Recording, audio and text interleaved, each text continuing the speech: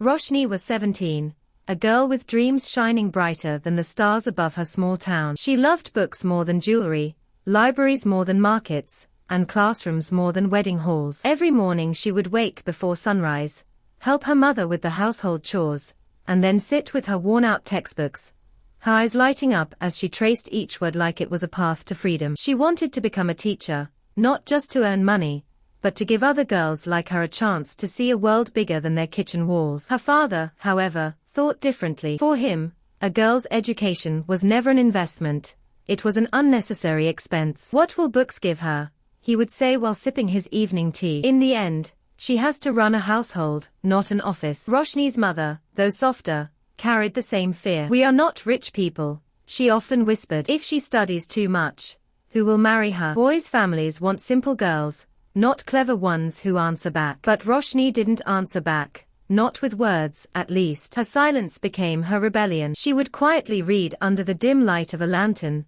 covering her books whenever she heard footsteps. Her younger brother often teased her, "Why study so much, Didi? Papa will marry you off soon anyway." She would only smile and pat his head, though deep inside her chest, the fear of that truth grew heavier every day. In school, she was the brightest. Teachers admired her, friends envied her. Her math teacher once said, "Roshni, you have the spark. If you continue, you could even go to the city for higher studies." The words filled her with hope, but also dread. She knew her father would never allow it. The turning point came on her 18th birthday. Her father came home one evening with a serious face. "There is a good proposal for Roshni," he told the family. "The boy works in a shop, comes from a decent family, and they are ready to marry her soon." Roshni felt her world shatter. Marriage already. She hadn't even finished her schooling. That night, she lay awake, her tears wetting the pillow. She wanted to scream, to beg, to run away, but her lips stayed sealed. The thought of leaving her books, her dreams,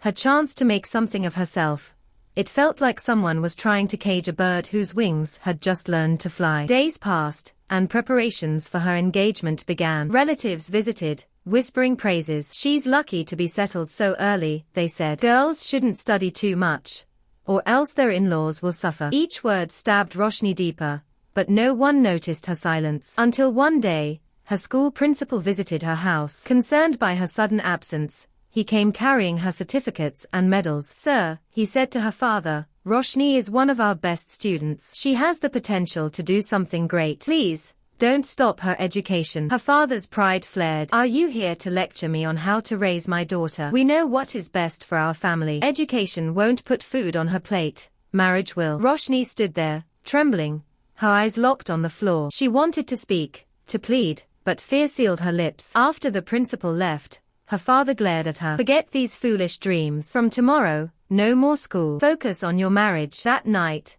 Roshni finally broke. She cried in her mother's lap, begging, "Ami, please, just let me finish my studies. I promise I'll do everything else you ask, but don't take this away from me." Her mother stroked her hair gently, torn between love and fear. "Beta, I understand your pain, but what can I do? Your father won't listen. This society won't accept an unmarried girl studying for too long. People already talk." For the first time in her life, Roshni felt the weight of society pressing down on her dreams like a stone crushing a flower. She realized then that her fight wasn't just with her father. It was with an entire world that believed a girl's destiny ended in the kitchen. And deep inside, a fire lit, a quiet promise to herself, no matter what, she wouldn't let her dreams die without a fight. The next morning, Roshni dragged her feet as she swept the courtyard, her mind clouded with the weight of her father's decision. She looked at the sky and whispered, "Is this what I was born for? To cook, clean, and die silently?" Her heart ached, but her resolve grew stronger. At school, her absence had not gone unnoticed. Her best friend, Mira, came rushing to her house one afternoon. "Roshni, why didn't you tell me? Everyone says you're leaving school for marriage. Is it true?" Roshni lowered her eyes. "What can I do, Mira? Papa has decided." "My words don't matter." Mira grabbed her hand tightly. "Your words do matter. You are the smartest girl in class. You always told me that knowledge is power. How can you give up so easily?" Her words stung. That night, Roshni sat quietly with her books, staring at the pages without reading. The words blurred through her tears. But suddenly, a thought came. Maybe she couldn't fight her father directly, but perhaps she could prove her worth in another way. The next morning, she visited her teacher, Mrs. Sharma, secretly. "Madam," she whispered. I don't want to leave my studies, but my father says marriage is more important. What should I do? Mrs. Sharma's eyes softened. She placed a hand on Roshni's shoulder. Child, society will always try to cage you. But remember, wings are given for a reason. Don't stop dreaming. If you study hard and achieve something, even your father will have to accept it. Inspired, Roshni made a plan. She would secretly prepare for the scholarship exams that could allow her to study in the city for free. If she won, she would have proof that her dreams weren't foolish. Days turned into weeks. By day, she helped her mother in the house, listened to her father's plans for her wedding, and kept silent. By night, under the dim lantern, she studied like her life depended on it. Mira became her secret partner, bringing her books and notes, encouraging her every step. But secrets don't last long in small towns. One evening, her father found her studying instead of preparing her trousseau. His face darkened, his voice thundered. Still wasting time with these useless books. Didn't I tell you, no more school? He snatched the books and flung them to the floor. Roshni trembled, but for the first time, she didn't stay silent. Papa, please, just let me finish this one exam. If I fail, I'll do whatever you say. But if I pass, let me study further. Her father's face turned red. Shut your mouth. Since when do daughters bargain with fathers? Your marriage is fixed. Education won't cook food in this house. Her mother tried to calm the storm. Please, let her try once, she said softly. But her father's pride was too high. No more discussion. From tomorrow, she won't step out for school again. That night, Roshni cried until her pillow was soaked. But her tears didn't weaken her resolve, they sharpened it. She whispered to herself, if no one supports me, I'll support myself. The exam day arrived secretly. With Mira's help, Roshni slipped out of the house early, her heart pounding with fear. She wrote every answer with fire in her veins, pouring her soul into every page. When she returned home, her father was waiting, his eyes blazing. Where were you? I went for my exam, she said, her voice shaking but steady. The slap came hard and fast. You've brought shame to this house. From today, you are no longer my daughter. Her mother rushed forward,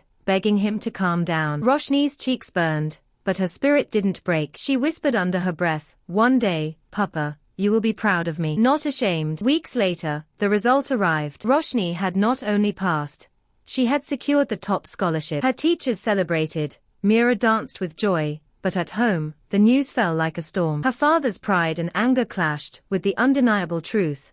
His daughter had achieved something no one in their family had ever dreamed of. But instead of celebrating, he shouted, I don't care about these certificates. She will still marry as decided. Roshni's world shook again, but this time she knew what she had to do. It was no longer about her alone.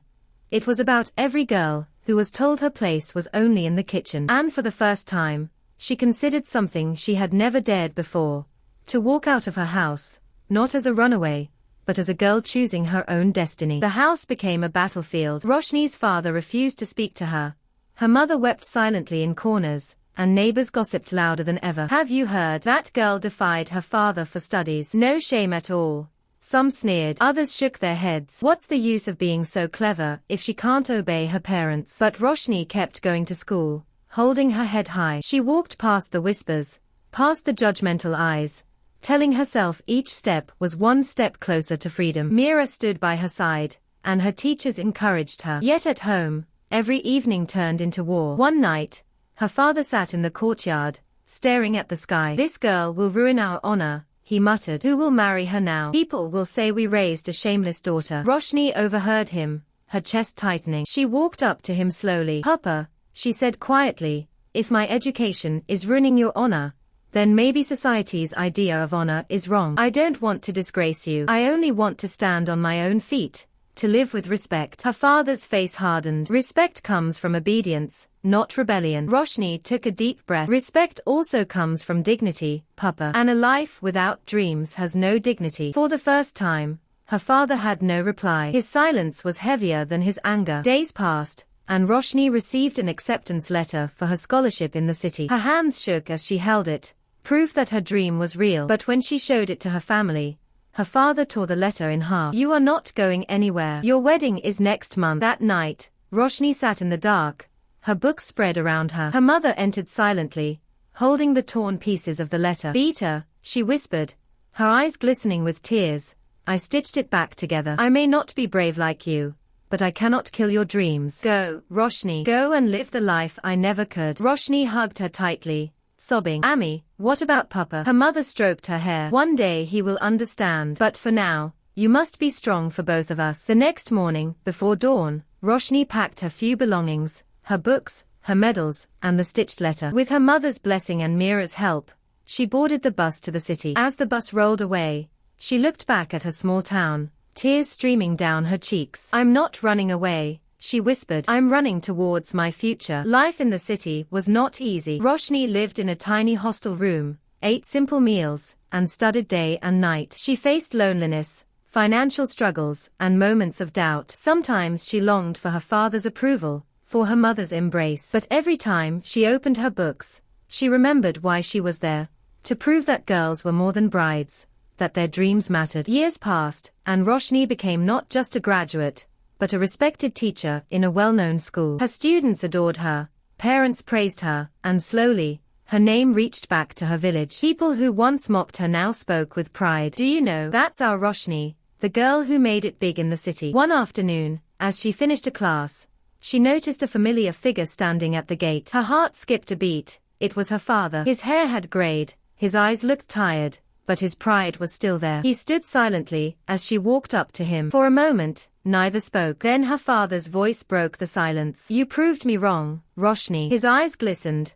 though he tried to hide it. I thought you were destroying our honor, but you gave us more respect than I ever could. People salute me now, saying I'm the father of teacher Roshni. Tears rolled down her cheeks. Papa, she whispered. He placed a trembling hand on her head. Forgive me, Betty. I tried to chain your wings, but you flew higher than I could ever dream. Roshni hugged him tightly, the years of pain melting away in that single moment. From that day, her story wasn't just her own.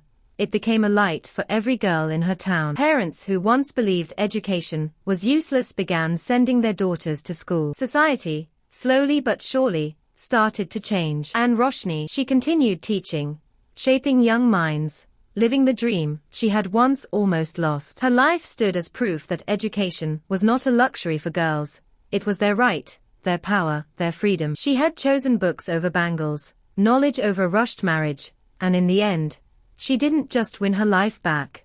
She changed the destiny of many others.